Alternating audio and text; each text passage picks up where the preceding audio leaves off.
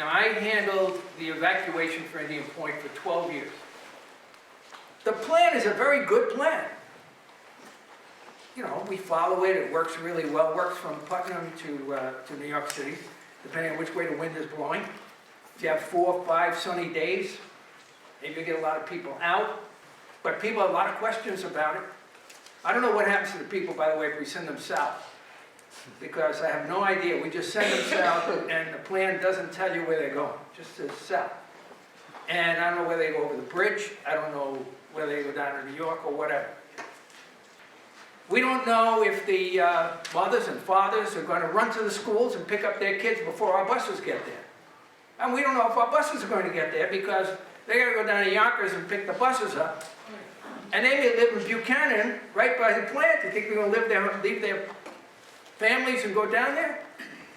I look at some of you that work in the emergency field. If something happened and you lived in that area, you're going to leave your family and go down there and go do something before you make sure your family is okay? Now, this is not a meeting to open or close this plan. That's not what this is about.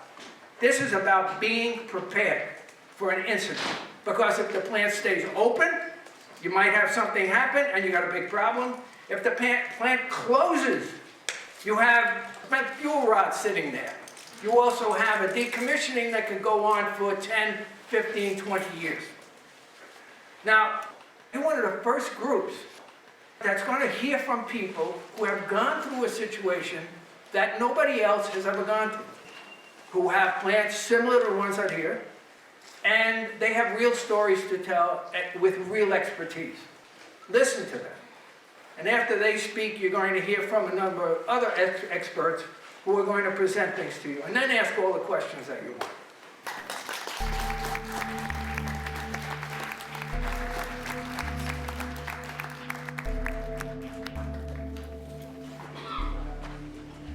Good evening, everybody.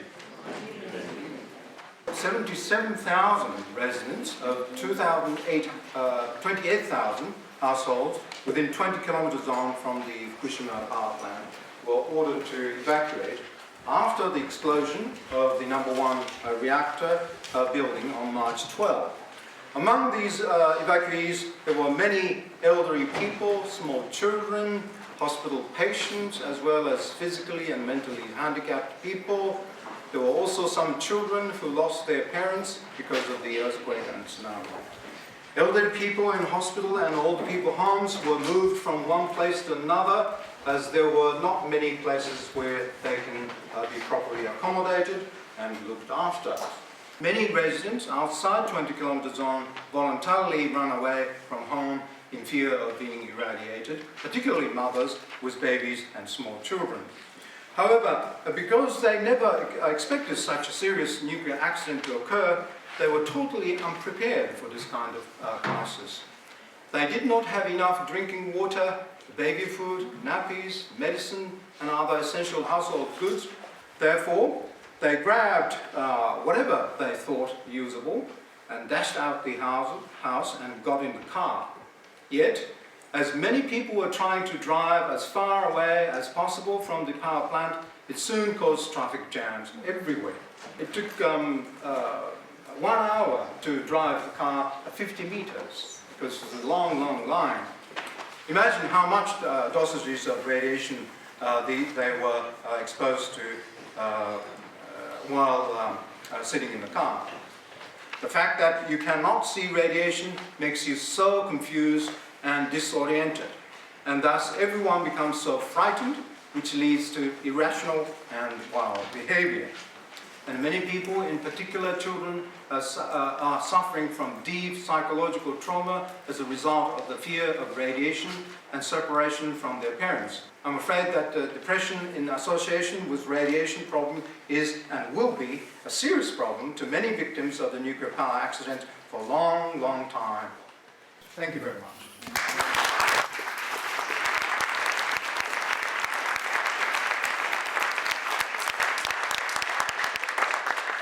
皆さんこんばんは。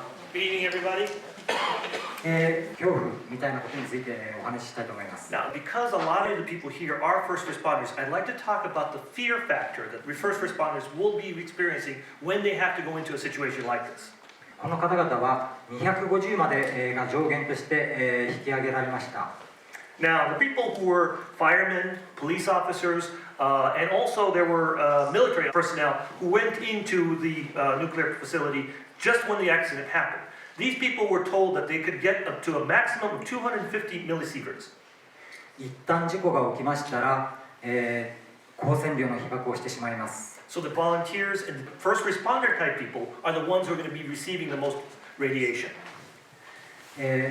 福島第一原発と東京という地理関係をインディアンポイント原発とニューヨーク中心部というふうに置き換えてみたいと思います。 Now, I want you to equate where the nuclear accident happened as opposed to the distance between Tokyo and the Fukushima #1 nuclear plant to New York City. 東京では3月11日以降、水も食料も不足して、本当に飢餓状態の中、1週間ほど過ごすような状況がありました。 There was a period of time, 1 week after the tsunami happened in Tokyo, where there was no water being sold, no food being sold in any of the stores in Tokyo itself. If you had a 1 week period in which no water was being delivered, no food was being delivered to New York City, what would happen in New York City? 今インディアンポイントの原発をニューヨークを守るという意味においても New York City is the world's financial capital. It's the capital of the world. To have something occur to that capital of the world because of a nuclear accident, you really need to think about how you treat Indian Point from that perspective alone. 今原発の収束作業員はほとんどが貧困者によって担われています。 Now, most of the people who are working in the nuclear facility right now in the cleanup are people who have no family. このような貧困者に全て汚いものを押し付けるような不正義を絶対にこのニューヨークで起こしてはなりません。 I wish that there's no people where we kind of almost push this work to be done by only people who can do this job is people who have no family. I don't want that to be happening in New York area. どうもありがとうございました。 Thank you very much.